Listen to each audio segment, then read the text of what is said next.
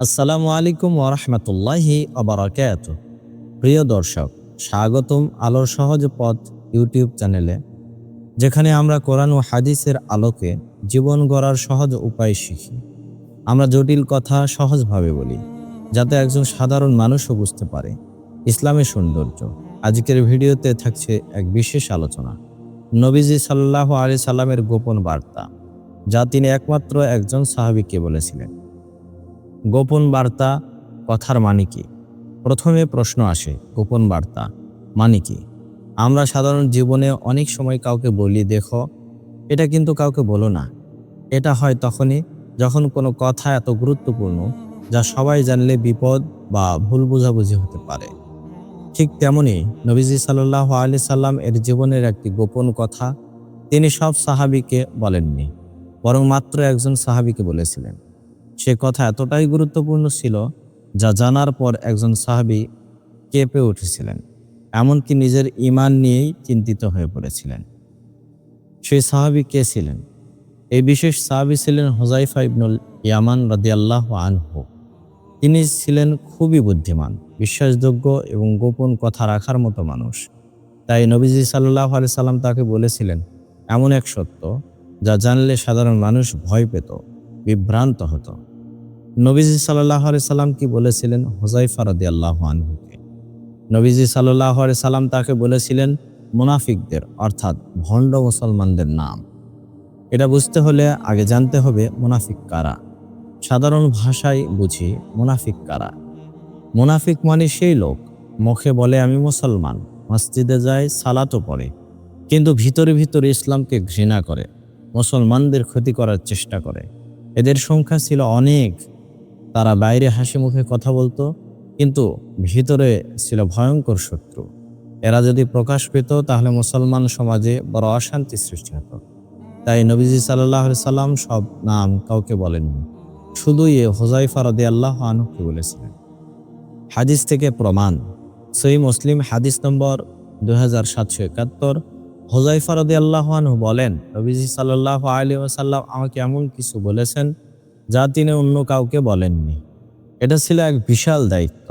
তিনি সারা জীবন সেই গোপন কথা কারোর সঙ্গে শেয়ার করেননি, এমনকি মৃত্যুর সময়ও তা প্রকাশ করেননি।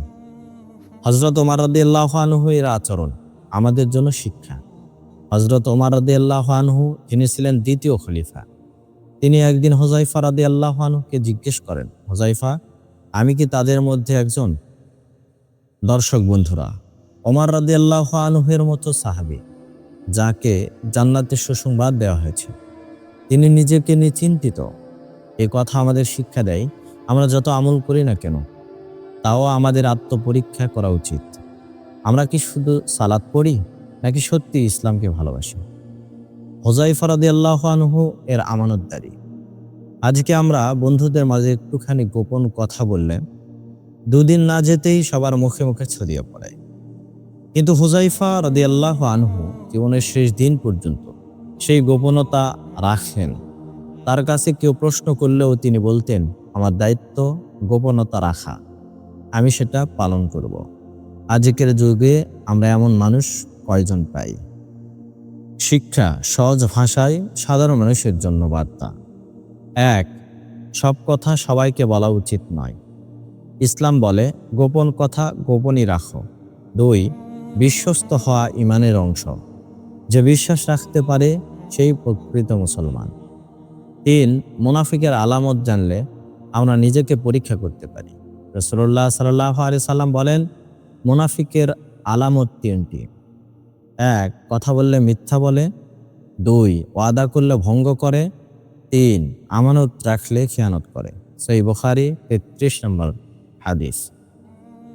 নিজের ঈমানের খোঁজ রাখা দরকার। সালাত পড়া যথেষ্ট নয়, মনেও ইসলাম থাকতে হবে। প্রিয় দর্শক, আজকে আমরা শিখলাম গোপন কথা রাখা একটা ঈমানি দায়িত্ব। সত্যিকারের মুসলমান শুধু বাইরে থেকে নয়, ভিতরেও সাচ্চা মুসলমান হতে হয়। আমরা যেন নিজের আচরণ, কথা, মনোভাব সবকিছুর দিকে খেয়াল রাখি। বন্ধুরা, ভিডিওটি ভালো লাগলে লাইক দিন, কমেন্টে জানান আপনার অনুভূতি কেমন। আর অবশ্যই আলোর সহজ পথ চ্যানেলটি সাবস্ক্রাইব করুন। কারণ আমরা আসছি পরবর্তী ভিডিওতে মুনাফিকদের আলামত, যে লক্ষণগুলো আমাদের মধ্যেই দেখা দেয়। আজ এ পর্যন্তই, দেখা হবে অন্য কোনো ভিডিওতে ইনশাআল্লাহ। আসসালামু আলাইকুম ওয়া রাহমাতুল্লাহি ওয়া বারাকাতুহু।